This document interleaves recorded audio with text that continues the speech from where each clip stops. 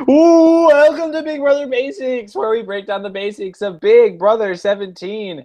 My name is Jacob Harple, and joining with me, as always, is the fantastic, the fabulous Keith Guerrero. How are you doing tonight, Keith? I'm doing fantastic and fabulous. Thank you so much for having me. Wow, fake it till you make it. Also, also joining with us is the ecstatic, the erratic Aaron Nunley. How are you doing tonight, Aaron? I'm doing fine. Thank you for having me. Thank you so much No, thank you so much. for being here as well. Guys, so we just finished the first Power of Veto episode for Big Brother 17.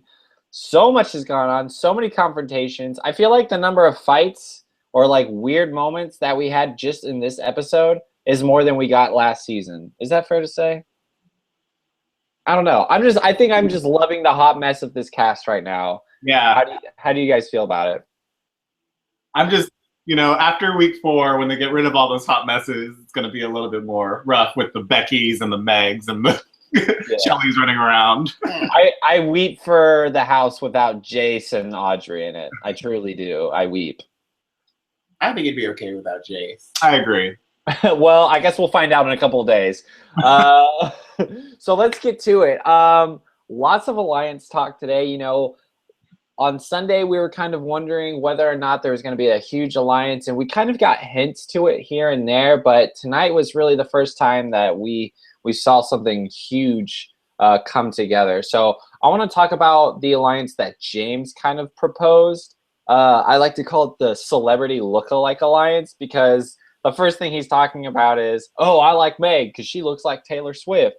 What do you think about James wanting to create an alliance and the people that he kind of brought into the fold, Aaron? I just don't know. Okay, first off, I am proud of James for, going out there and pulling some people into an alliance because I think without him having been HOH, like this would be completely different. He'd be sitting on another island by himself like Steve is. But I don't know. I mean, it's good to have a variety of people. I mean, you have Meg, you have Clay, Davon, Audrey. I don't know. It's a good mix of people. I feel kind of like Davon. It's cute and all, but it's not going to last. Can we go over the people that are in it? Because I'm trying to remember. So it's James, Jason, Davon, Clay, Meg, and Audrey. Is that it? Yeah, I believe so. So it's those 6. So I like that James was kind of overreacting later in the episode. It's like, I can't believe we have a huge alliance now. This is crazy. It's like, oh, I'm sorry. So we just added 1 or 2 more to your 6-person alliance. But hey, you don't just add people and that's okay. Yeah. That's true. I mean, at least it was in the proper hours of the day. I think he's got that. Keith, what did you think about James forming this alliance? Do you kind of agree with Aaron? I think that it was cool to see James play the game because I thought he was just going to, backdoor Jace, make the whole house happy, but he wanted to have like a solidified thing, something of substance to like protect him next week. I thought that was good to see him work that aspect of it. But yeah, it's what James needed to do since there really wasn't any alliances coming to him. He needed to like go out about his business and be proactive and make something happen on his own since he has power this week. And yeah, and I agree with that too. And that kind of leads me into my next topic is kind of like the overall plan to backdoor Jace because, it was really interesting. It seemed that Jace and Austin kind of came to him and Audrey as far as like coming up with a plan or coming up with an alliance. Do you think at this point it kind of hurt James to, I guess, agree to something like that? Or do you think that he maybe should have reconsidered his target being Jace since Jace had approached him? Keith, what do you think about that exchange? I don't know who else James talked to because we only got to see the edit of them. I'm pretty sure everybody had that conversation with James, like, ooh, we can call ourselves the Pac-Man Alliance or whatever they want to call their alliance name. James is saying yes to everything because that's what you're supposed to do. But I think that with him wanting to get rid of a huge target, Jace is sprinting butt naked, like not even funny in the pool. Like it's completely awkward, annoying to live with. And we'd be fine without Jason inside the house. So I think James made an okay call. But I do agree with you. The fact that Austin and Jace approached James. I think that they would have been loyal because who else do they really have? The whole house really wants them gone. So James could have scooped them up, but he had a target in mind, and Jace was it. And do you think that Jace is a pretty solid target for James at this point for week 1? I don't know, because it's weird. I mean, we know how long Jace has been about to be backdoored, and it's not just James's decision. Like, he took credit for it. You can say whatever, and you get the credit because you were HOH, but we know, like, a lot of people wanted Jace gone. Davon wanted, Audrey, like, there are plenty of people that wanted Jace up there. So it's not like he couldn't have gone home at anyone else's HOH reign, and it's not like he was coming after James, at least from my perspective. So, like, I don't see it as like you needed to put up Jace and he needed to go, but it's not necessarily bad. I mean, like we said, it's kind of annoying. Right. No, I agree. Like, it is kind of one, you could kind of look at it as a big move. It's kind of crazy for week 1, but I think collectively the whole house agreed that Jace was pretty annoying. He was kind of rubbing a lot of people in the wrong way. So it's kind of, I think there's that luxury of, I can get rid of a really big comp threat, but kind of mask it with, I'm just doing what keeps the house in a steady position. But to challenge that, I would consider James really good at competitions. So, like, him getting rid of comp threat only puts him up a notch for, like, threat levels. And that's a good point. I mean, he made a comment to Jace that I wasn't sure how serious it was, because it could have been it could have been part of the bullshit he was feeding Jace, but James is like, I love getting blood on my hands. I want to make big moves. And how worried are you, Keith, for James's longevity in this game? Because he didn't do too shabby in the veto today either. So are you worried that he's going to be seriously looked at as a threat really soon? Yeah, I think eventually he's going to find himself on the outs, and he's going to be a strong competitor, and the house is going to collectively agree that James needs to go. I think, especially in week 1, he should have gotten rid of a floater, one of those Becky's, John's, Shelly's, anybody that's kind of just like living in the house, taking up space for his game specifically. So we'll see how this whole Jace eviction goes out. I do think it benefits the house overall, but I don't think it benefits James's game. I agree with that. I think with a player like James, it's you almost kind of want to target the floaters or the people that are going to be coasting. Keep the big threats in, because right now I kind of see James playing an early jury game, like maybe like 10-7 place. Yeah. Exactly. No more, no less. All right, so let's talk about, this is a really interesting topic, and I feel like it's the topic to discuss for the episode. This is a really crazy moment, and it kind of showed us how this alliance that immediately formed is already cracking. So Davon is walking around the house and kind of looking and counting things, because she feels like there's going to be that competition where that knowledge is going to be important. And she goes into one of the rooms, and Jeff, Shelly, and Clay notice it, and Davon overhears them make a comment about it and send someone in to kind of check and see, and it causes this kind of a confrontation. Aaron, what was your reaction to this whole thing? Like, kind of break down the situation for me, because it happened so fast and there were so many different sides. Well, when the confrontation actually happened, I was kind of like, obviously it was edited, but I was kind of disappointed that things weren't said the way that I wanted them to be stated. So I can't remember if it was Clay or Shelly. It might have been Shelly who told Jeff. Yeah, it was Shelly that told Jeff to go get some hair gel or whatever.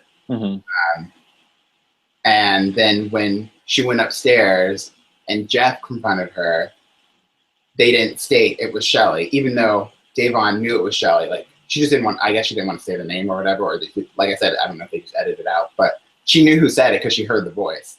And then when Clay came and confronted her, again, she didn't say, I know it wasn't you that said it, but we're supposed to be an alliance type thing. I don't know. I just don't like the way that they were fighting over the wrong thing, in my opinion. They were fighting over.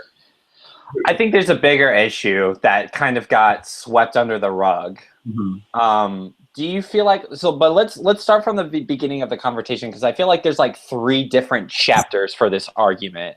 And so the first chapter is, you know, they send someone in. Davon overhears this. They think it's sketchy that Davon is talking to herself in another room. Davon thinks it's sketchy that they would send someone in to like spy on her when they're supposed to be part of Alliance. Keith, do you feel like initially it was kind of a little bit of an overreaction on both sides, or do you think that either one side was kind of in the right and one in the wrong? I think Devon was in the right, but she may have reacted poorly to it. But at the same time, Devon was right. So she could react however she wants. Because, like, this is her house. There's no territory, like, of going into somebody else's room. And if they have an issue with it, she's like, you know, like, Yeah, you're about to get evicted next Your week. lease is up Like, your lease anyway. is up, baby.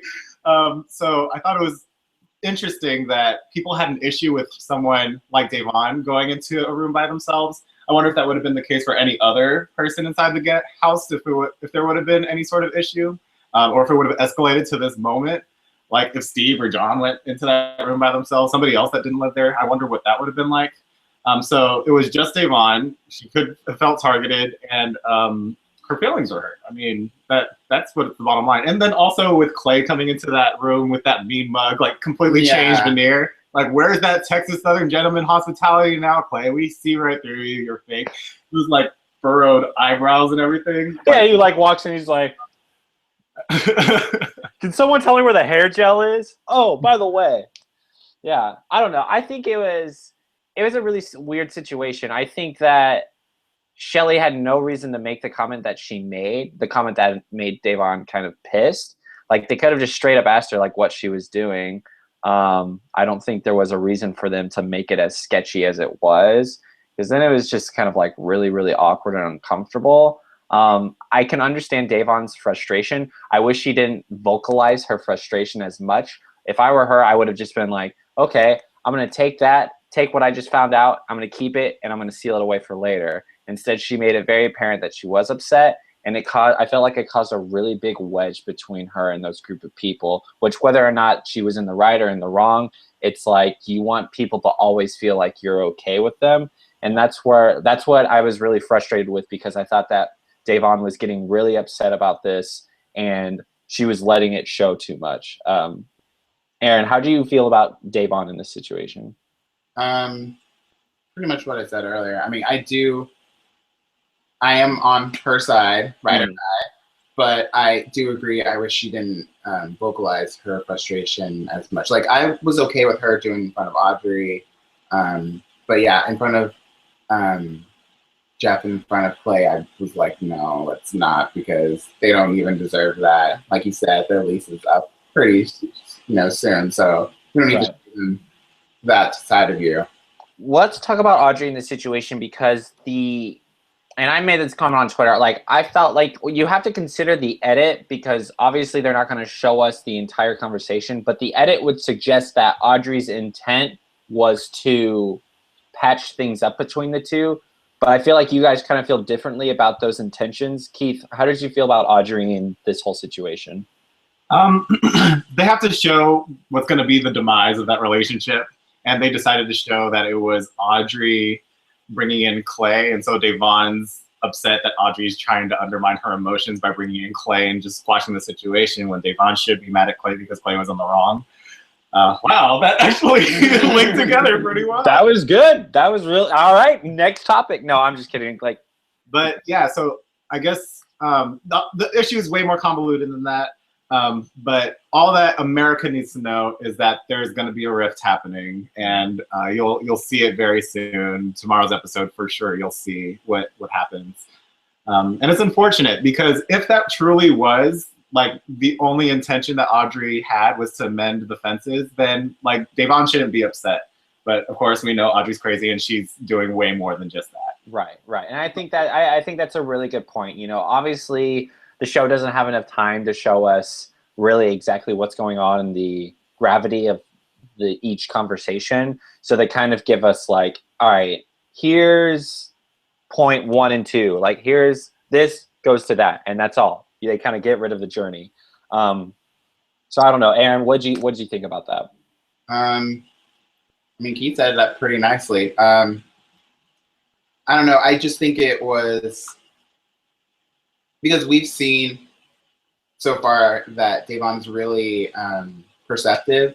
So if you do something like Audrey did and you almost say the exact same lines to Davon, and then you do something like talk to Clay, and then he does what she wanted Davon to do, like, it doesn't look sincere. It looks like you're being manipulative. So it's, I mean, I see Davon's point, and even if Audrey was, doing a really good thing by trying to bring them back together, I don't know if you should have told Davon you were going to do that. Like, try to make sure. I mean, I guess she doesn't really know how perceptive Davon is, but it's all about perception.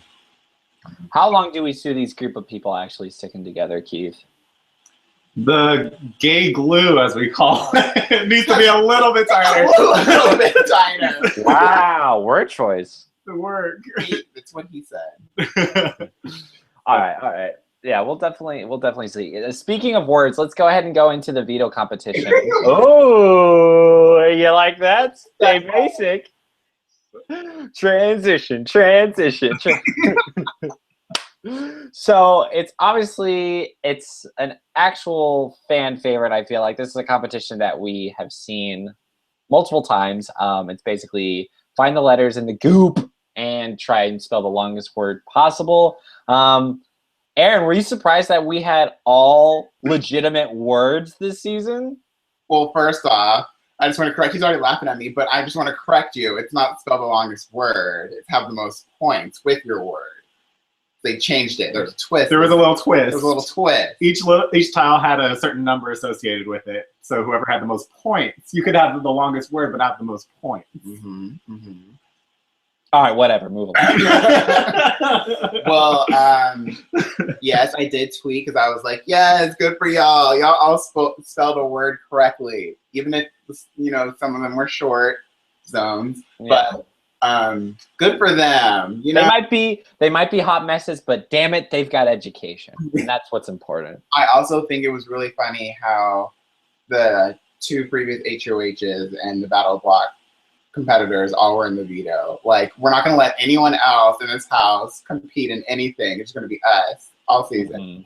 That's an interesting observation. Keith, did you think the veto picks, since they were who they were, do you find the veto not really as exciting, since you kind of knew there really wasn't any way that this veto wasn't going to get used? I found it not exciting because Jace wasn't picked. I would have found it interesting had someone like John won the veto because he's not nominated and he could have not used the veto. So that would have been interesting. But if any of the nominees or the people in the Core Alliance won, then the veto would definitely be used. But there are elements that could have made it interesting, so I wasn't completely tuned out. That's fair. Can I just take a moment and just say how much I love John, just for the fact that he just spelled boogers in the veto competition? Like, what do you think about John in this game right now, Aaron? I know we really haven't seen that much of him, but do you think his strategy of just kind of hanging out and being just this goofy guy is working out for him? I mean, it's good. Right now, we have a lot of people who are in the spotlight. So even though I was against her, I have to give her her props. Your Meg, your John. Hopefully, like, Steve goes back into the shadows after this week. Like, all those people who are not doing anything, Vanessa, people who you're forgetting are doing really well right now. Yeah, exactly. You're not going to nominate them because I didn't know you were even in the house. So those people are good. So, good job, John. Are you worried, Keith, that John might be used as a pawn again or consistently? No, I feel like he has Allison Grodner on his side with that whole dentist have-not room. I see what you're doing, Grodner. But we'll see what other challenges you have, like who can fill a cavity for, competition. I was surprised that Davon did make a comment with the have-not room being dentist. You'd be like, there's something going on here. He's tied in. What do you got to say about that, John? But yeah, so Steve pretty much nails this veto competition. He spells trombonus, and I don't think anyone is really close. Keith, are you worried that Steve is going to be kind of considered a threat after this? I think it's kind of standard that he's smart And words aren't hard for smart people. Sure, there's like puzzles where like it could be more like anybody's game, but like words, like you either know them, you know big words, or you don't. And Steve, he went to an Ivy League school and he's into music and he's really, really smart. So I think this was a shoo-in for Steve. It was a competition to lose and he did not lose it. So good job, Steve. I'd like to point out that I think the thing that would make him more of a threat after this whole situation is him showing how much he knows about Big Brother by stating that Brendan had a bigger word, understanding. I just want to let you know, Liz or Julia, whoever you are, that Brendan actually had the longest word. And like it literally was just like I was just saying you did good. Like, I'm sorry.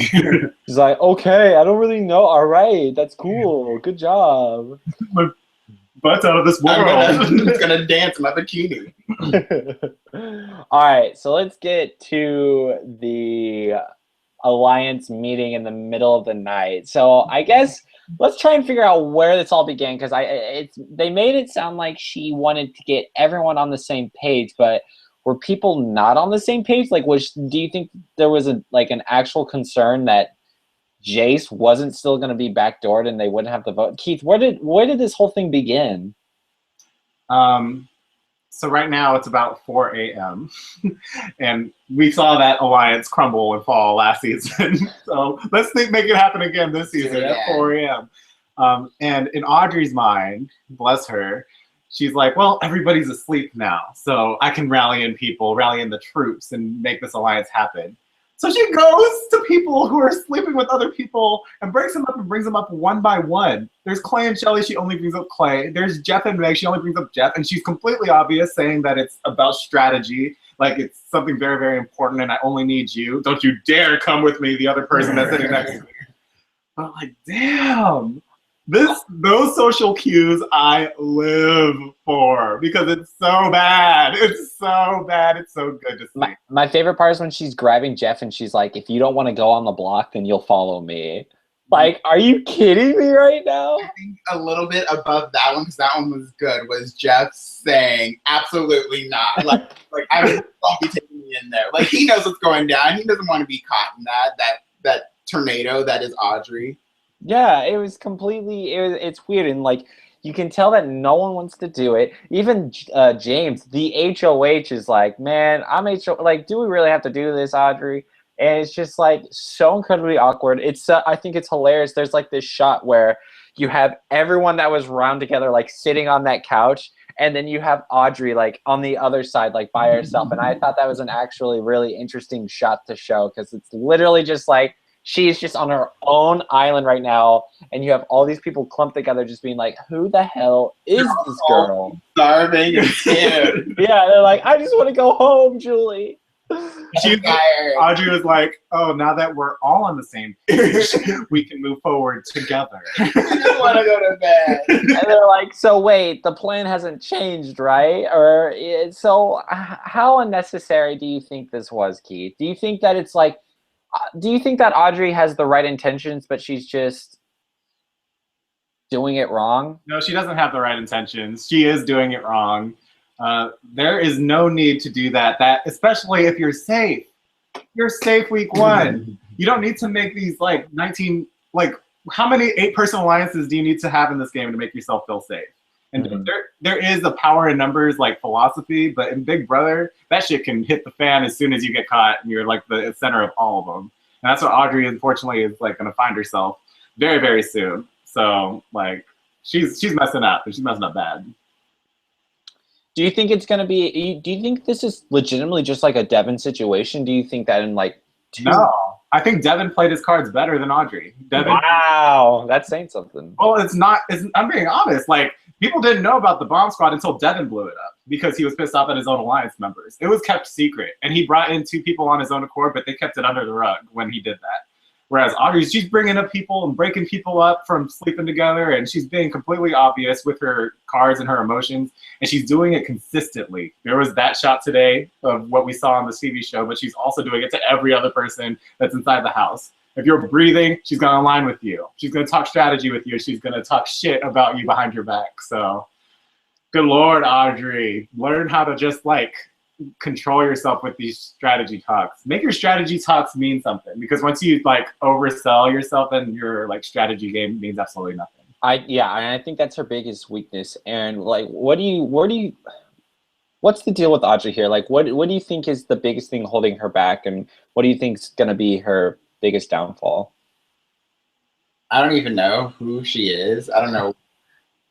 As somebody that plays online reality games, like, it's disrespectful to mention an org, mention that you played it, and then perform like this. Like, that's disrespectful to everybody. Like, very disrespectful. That's what you're gonna do. That's what you're gonna do. We would never do that. I wouldn't do it. Would you do that? I don't think you. I would. I was like, ask someone else. Ask someone else. But for real, like, if you study the game, like, because you've actually played like online versions of it, that you shouldn't. That's not something you do. Like, when would that ever work? That's not a good thing to do, especially like waking people up in the middle of the night, splitting them up, being so obvious. Like, no. Just from what I've watched on the feeds, and this doesn't give any spoilers or anything, but I just feel like Audrey's biggest problem and her biggest weakness in this game is the fact that she's underestimating how important the social game is. You know, every single talk that she has with something is game related. There's always something to gain from a game standpoint. And I think she isn't truly valuing how important it is to just, you know what, just talk to these people about themselves, like create these bonds and connections, because that's what's going to keep people together, not trying to keep everyone on the same page by shoving strategy talk down their throats, which is what she's doing. And I think that's what's distancing herself from the rest of the house. Which doesn't even make sense for that her to do what she did, because nominations are set. We only have 2 people that we can evict. We already talked about it being Jace. We can talk about it in the morning if you want to change. Like, there's no reason for her to be grabbing people and like, we're on the same page, right? We're on the same page, right? We're not voting tomorrow. Right. Tomorrow, so go to bed. Like, go to bed.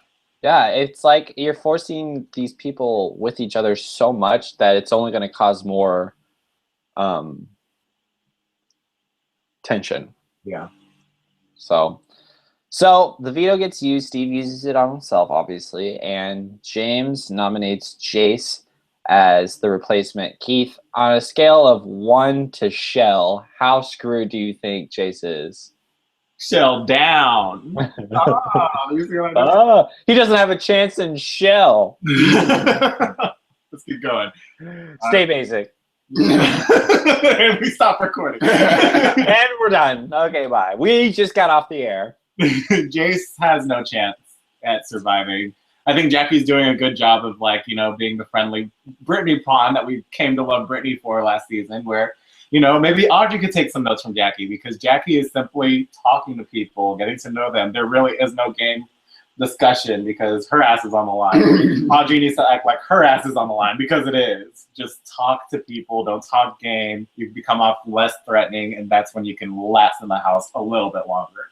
Definitely. I think Jackie's playing really well. What are your thoughts on Jackie right now, Aaron? Yeah, I mean, she's doing a little wallflower thing, but like you said, she needs to do it. So just hang out, tan in your bikini, do what you got to do. Don't make any waves. Let Jace crumble like he shall. Yeah. Shall. Sorry. Shall. Oh, that was good. You snuck it in there. I didn't catch it almost. Yeah, it should be interesting.